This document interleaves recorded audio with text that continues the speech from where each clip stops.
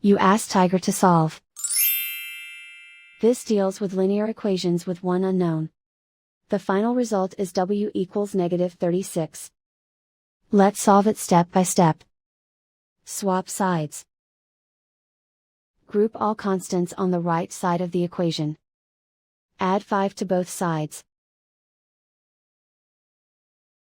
Simplify the arithmetic.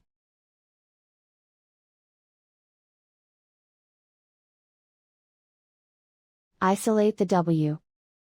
Multiply both sides by 3. Group like terms. Multiply the coefficients. Simplify the fraction. Simplify the arithmetic. And so the final result is w equals -36.